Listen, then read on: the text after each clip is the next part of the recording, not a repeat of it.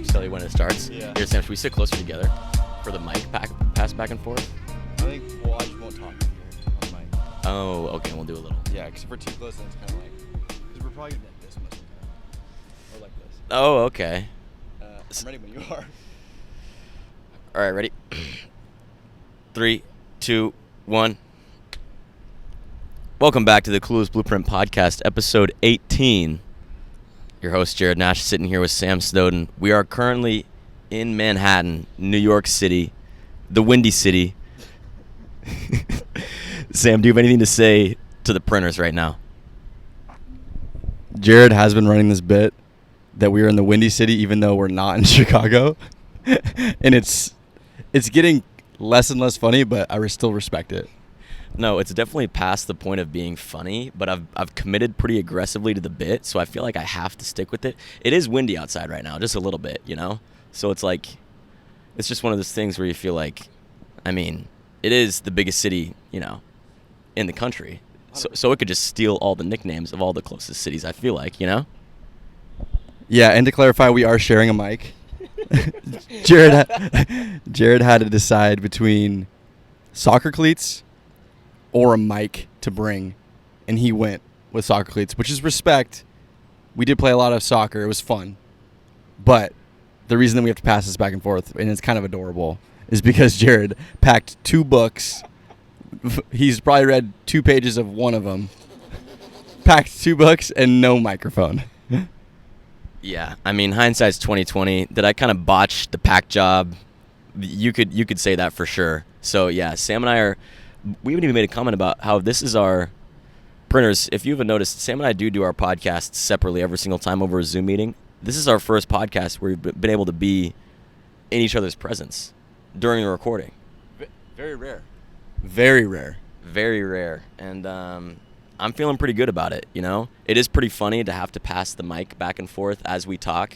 Like, I don't know if you guys are going to be able to see with the cameras, but it is like a fun, like, I'm holding the mic. Like, Sam will give me like a little claw grab, like maybe like, oh, like, I want to talk now. Like, he has the mic, I'm trying to grab at it, you know, like maybe I got to talk now, you know, we'll figure it out. It's I'm just trying to figure out where to put my hands. Yeah. Yes, we're on the roof of our hotel. Shout out to the Soho 60. It's they're actually sponsoring this podcast by giving us the venue, you could say.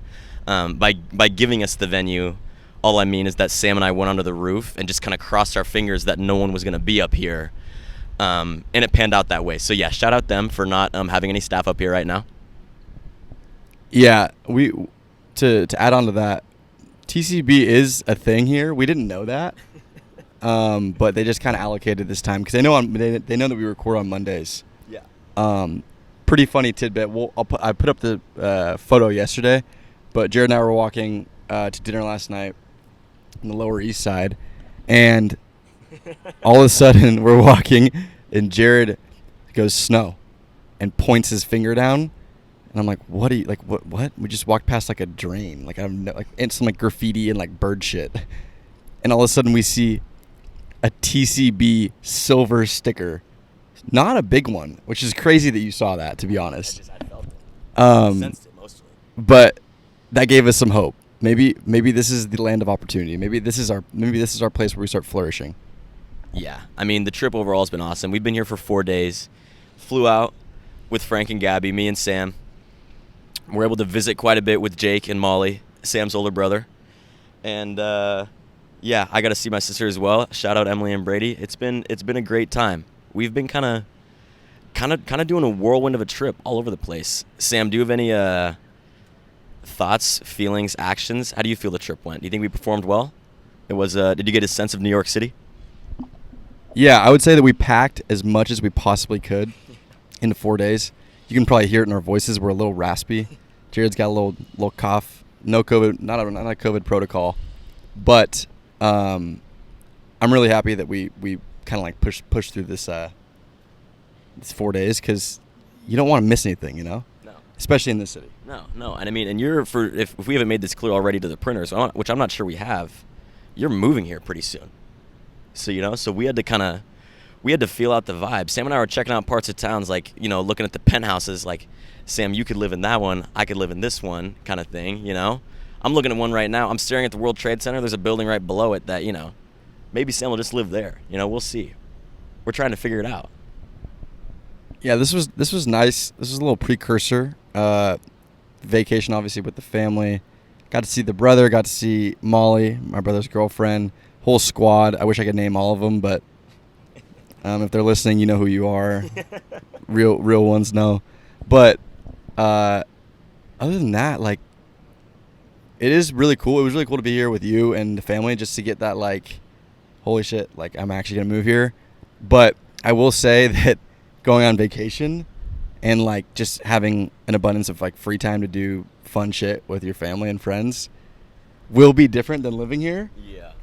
Making money, having to, like, you know, build a career for myself. But, like, I would rather start it with a vacay and then go into that, because you start with the great vibes. Yo, yeah. You know what I'm saying? No, I think we found all that. We were talking about this. We're like, it's New York City. So, you know, you get the highs of highs and the lowest of lows, I feel like, in this town. And we've hit the highest of highs. There's so much to do, so much to see. Sam and I were all over the place. We were lucky enough, blessed enough to be able to have an outing, a soccer outing with Bowery FC on Saturday morning. Sam and I brought out the cleats. Jake was like, you guys have to come play. Got the pennies going on that Saturday morning at 8 o'clock. It was pretty sweet. Sam and I would say, performed pretty well. You know, we didn't embarrass your brother or anything. You know, we were putting up numbers out there. We were doing our thing. No, so for a little frame of reference, where we played was like obviously like a smaller field. It was actually in the city. It's literally just in the middle of Little Italy, I believe, right? Yeah.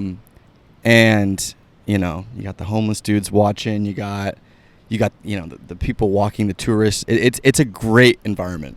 I just wanted to interject real quick. When Sam said homeless dudes, but he meant the fans. He meant the spectators. People, they didn't per se pay to watch necessarily, but they were in the bleachers, and by bleachers I mean the benches kind of surrounding the field. You know, they were watching, like they were actively participating. You know, they were actively participating, and the field, it's a great environment, meaning that the accessibility is insane, but the actual field is hard. It's bumpy.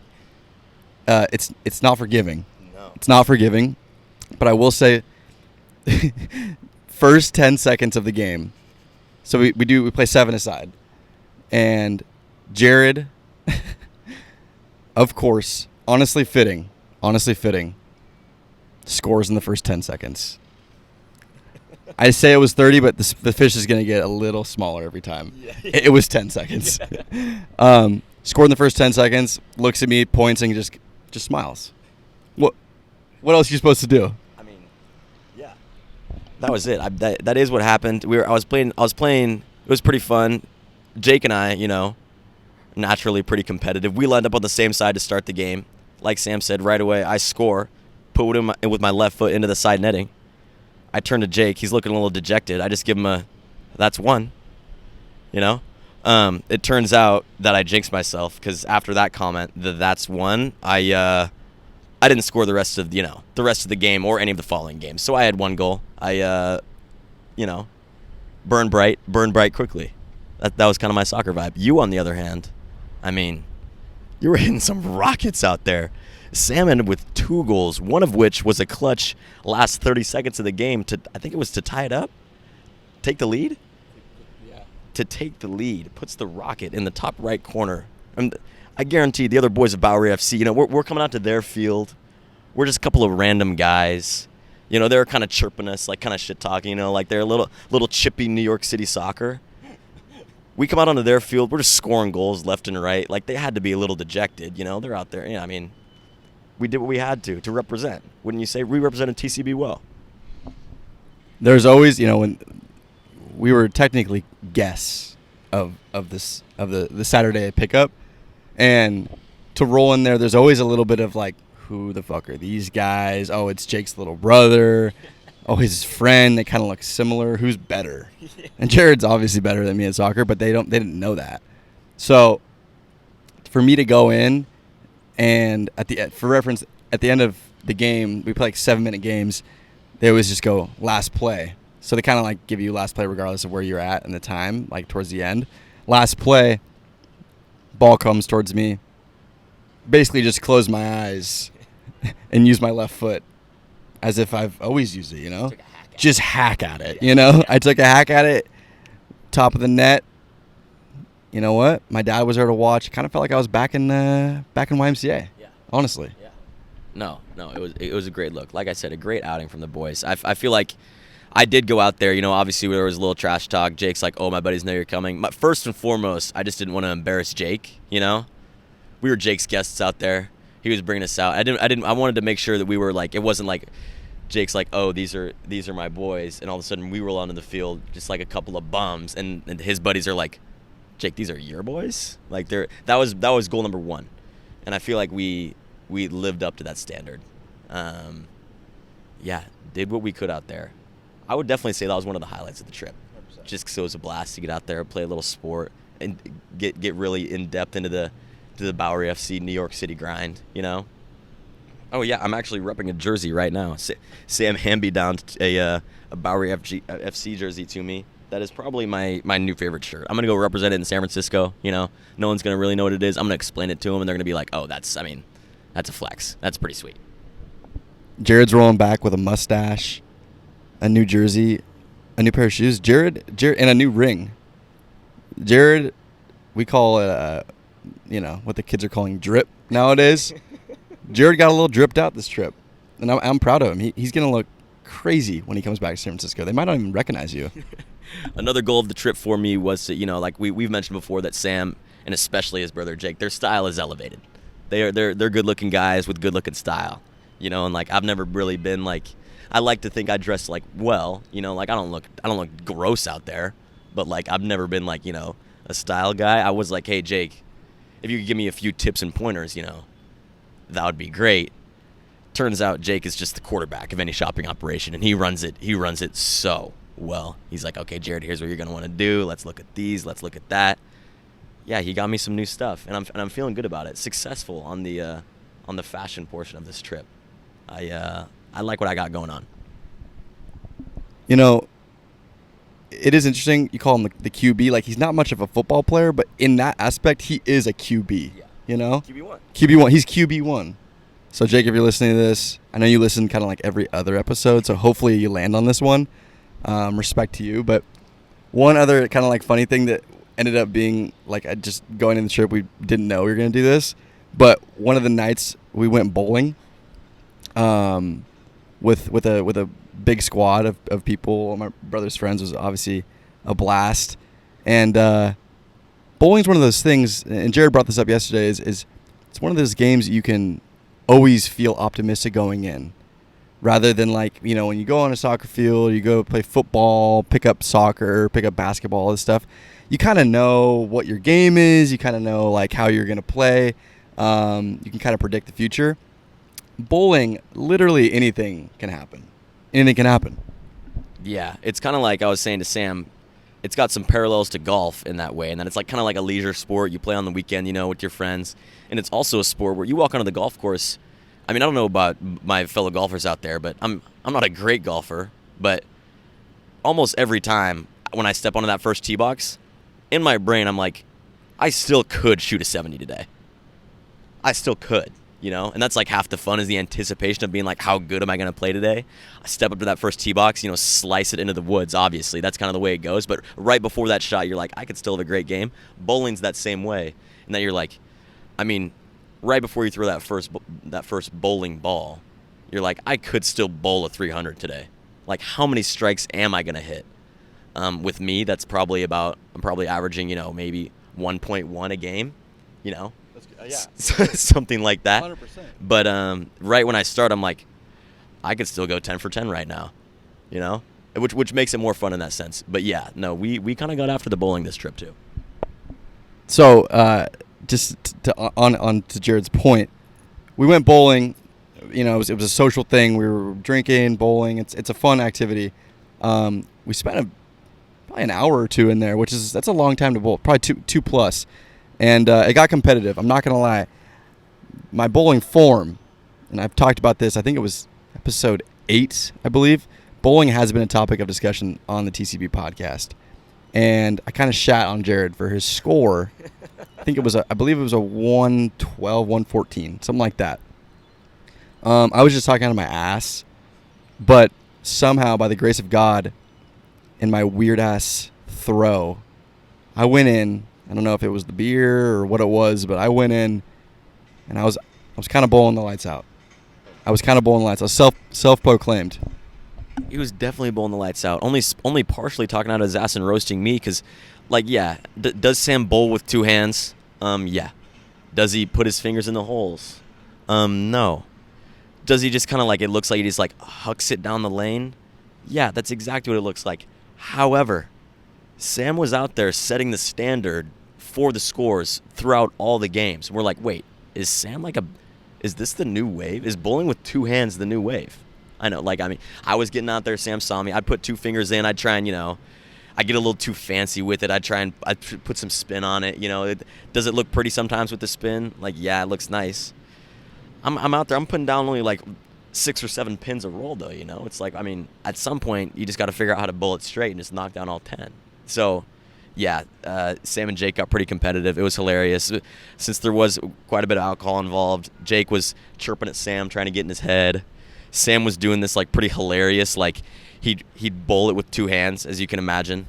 He'd hit down, he'd get a strike, hit down all 10 pins, and then he'd turn around with this mean mug thing, like a basketball player who just hit a clutch 3, and they walk down the court kind of sneering, not really acknowledging anybody, I'm a bada. That was Sam's go-to celebration, and he did it multiple times throughout the game. So I was like, oh yeah, this guy. He's literally all over it. Long story short, yeah, Sam had the best score of the night both times. The first night, we had so much fun. We went back again last night. Sam and Jake had a little bit of a score to settle. The tensions were running high. Had to figure out what was really going on there. But yeah, I'd say you bowled the lights out both nights. Yeah, and I just want to give a quick shout out. Shout out to Molly, brother's girlfriend. Shout out. First night she went bowling. She wasn't herself, I don't know if it was maybe too much natural wine. I'm not really sure. She came in for redemption night 2, which was last night, Sunday night bowling. Never done that before. It was fun. Yeah, it was blast. She went in and cranked out 6 strikes in one game. I believe finished with a 155. Light work. That's LITE, light work. And I just want to give a shout out because that was impressive. So bowling, soccer, those were kind of the activities. Jared obviously got a little drip out, went to the drip convention. And other than that, we were crushing the city bikes. And that's one thing that I definitely want to talk about because I would argue best way to get around the city. Yeah. Best way. Yeah. Especially following Frank. Yeah.